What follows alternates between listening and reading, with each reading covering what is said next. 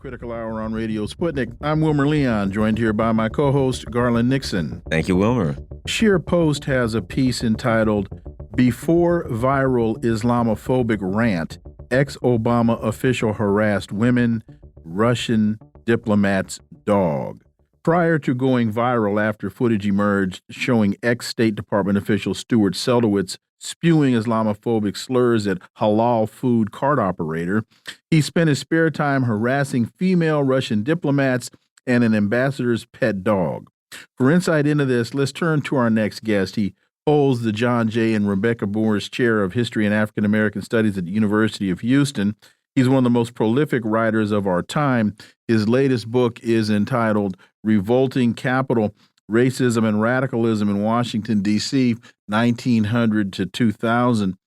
Dr. Gerald Horne, as always, sir, welcome back. Thank you for inviting me. So, Seldowitz, a former national security advisor in the Obama White House and #2 at the State Department on Israel-Palestine affairs, was caught in the streets of New York spewing naked bigotry about Arabs and Muslims raping their daughters. Quote, "Did you rape your daughter like Mohammed did?" End quote. Seldowitz was caught asking the unnamed food cart worker on a chilly November night in New York, quote, "If we killed 4,000 Palestinian kids, it wasn't enough," end quote. Your thoughts on all of this, Dr. Horne? And Garland and I were talking about this, and I said, you know, this is really a microcosm of the larger conflict. Seldowitz, a Zionist, just believes that he has the right to abuse any Arab that he so chooses, and obviously without repercussion. This is just kind of the personalized or the micro element of the macro circumstance. Dr. Gerald Horne. Well, that's a fair point. And we also must question the vetting procedures that allow such a man to ascend to the highest level of the U.S. government. Obviously, those procedures need to be revisited. But I think also on a wider level, it's reflective of a kind of mass freakout in the Zionist community and their supporters.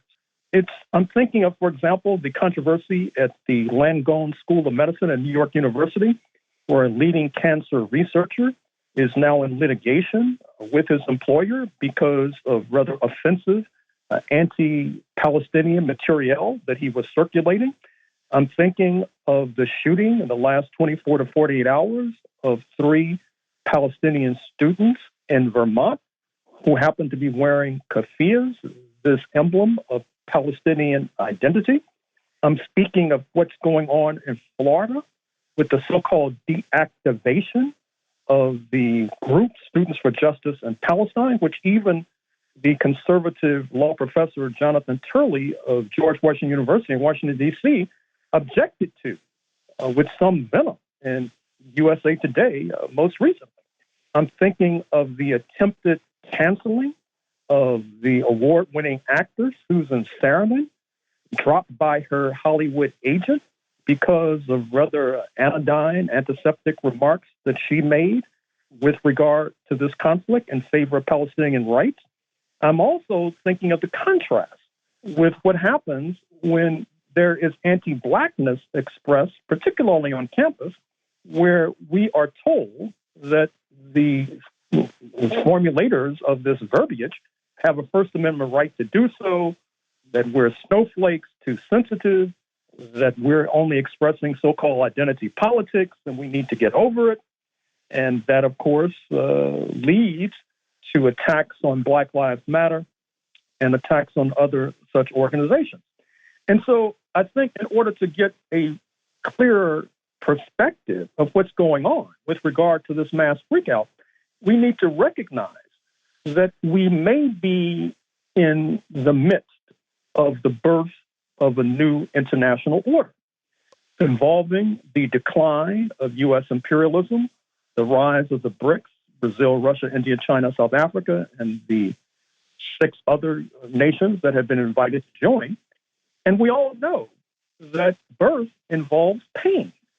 And that may be what we're enduring now, because what's happening is that perhaps the last gasp of European ascendancy, speaking of the ill-fated formation of the State of Israel in 1947, 1948, at the expense of the Palestinians, whereby you saw that Europe, in many ways, just exported its so-called problem with regard to anti-Semitism and anti-Jewish fervor to historic Palestine.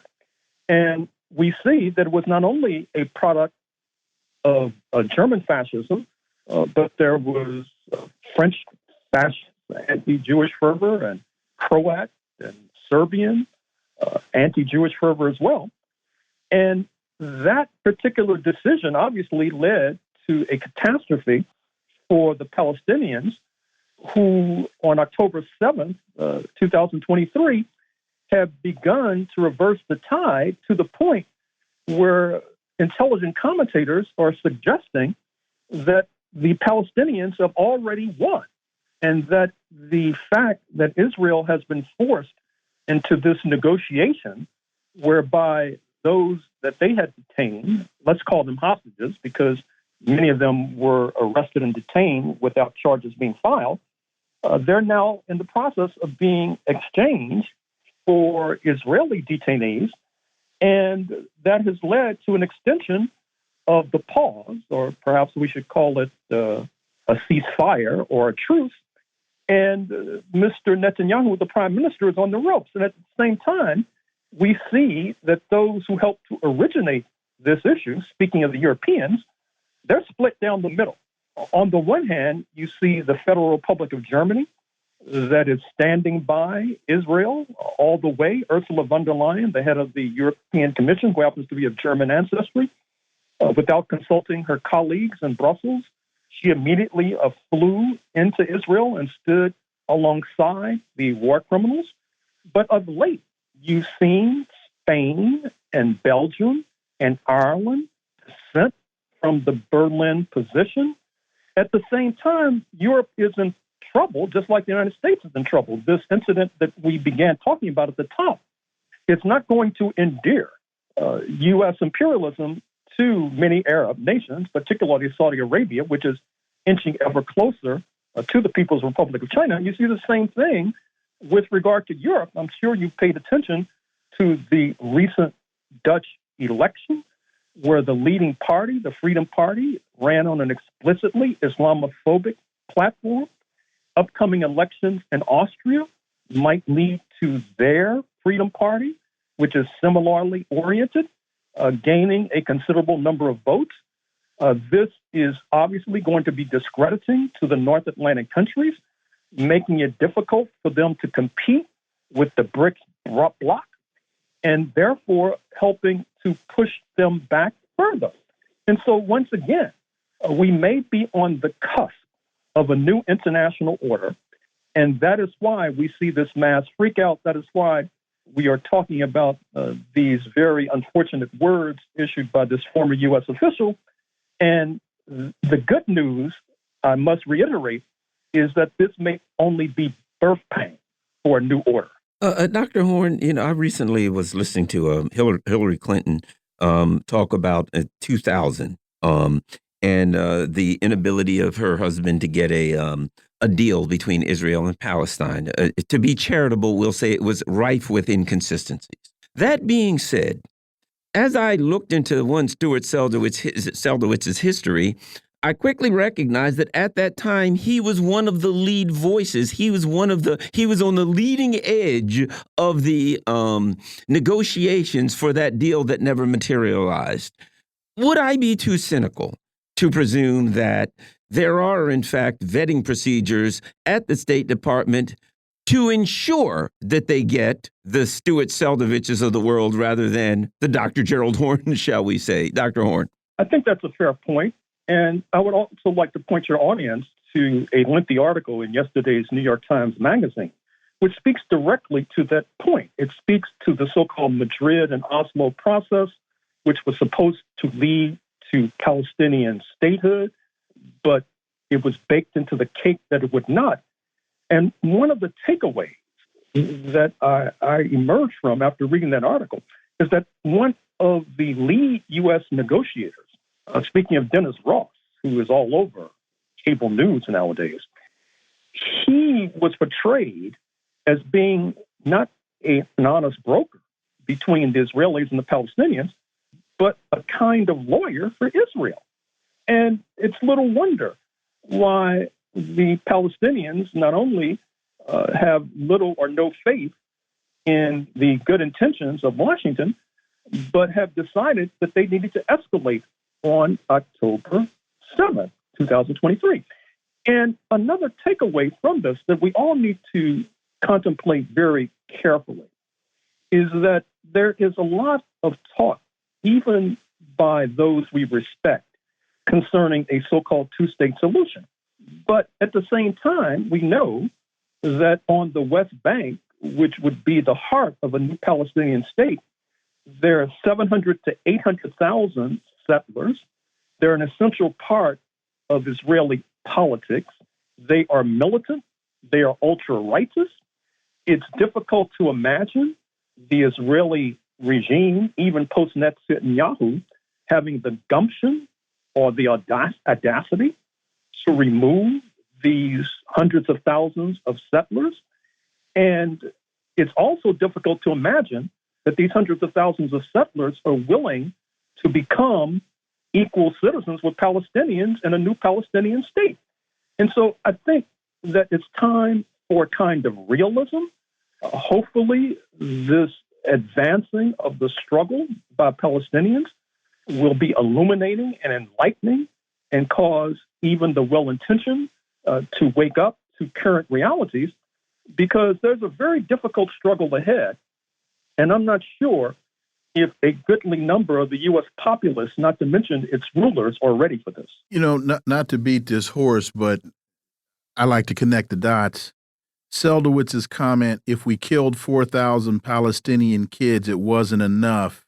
Madeleine Albright was asked, by Leslie Stahl, we have heard that 500,000 Iraqi children have died. I mean, that is more children than died in Hiroshima. And, you know, is the price worth it?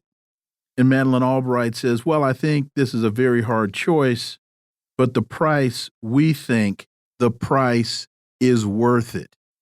You go to then Secretary of State Hillary Clinton, when she heard about how a Libyan leader Gaddafi had been killed, she laughed during an interview. We came, we saw, he died, she joked. And then I think it was Colin Powell that talked about going into Iraq, that war would be fun. So this is a mindset, Dr. Horne. And to Garland's point about vetting, and to your point about vetting, no, I think they get what they vote for, and they know what they're getting when they get it, Dr. Horne.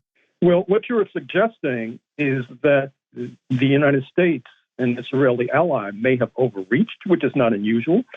We recall that approximately 150 years ago, that the so-called Confederate States of America, they could have cut a deal with the Lincoln regime to extend their ownership of their human property, speaking of enslaved Africans. But they overreached. They decided to go for the gusto and overthrow the Lincoln regime, and in turn lost billions of dollars in property. And you might see a replay, an analog to that right now in historic Palestine. And indeed, we'll get a glimpse of what is to come as soon as Wednesday. As soon as Wednesday, you'll see China taking over the leadership of the Security Council at the United Nations.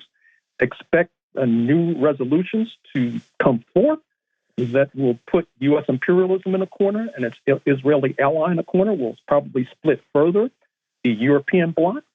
And even though it has not received sufficient attention on this side of the Atlantic, we also should expect by Wednesday a flotilla of 1,000 boats from Turkey to be arriving on a humanitarian mission, not authorized. They're not part of the Turkish Navy. They're civilians. They're civil society.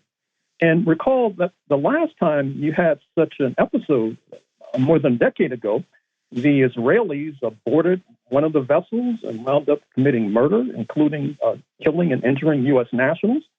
I don't think that the Israeli authorities who are being besieged in southern Israel and Gaza and besieged in northern Israel by Hezbollah will have the muscle to deal with this flotilla. And so matters are reaching a boiling point in this part of the world.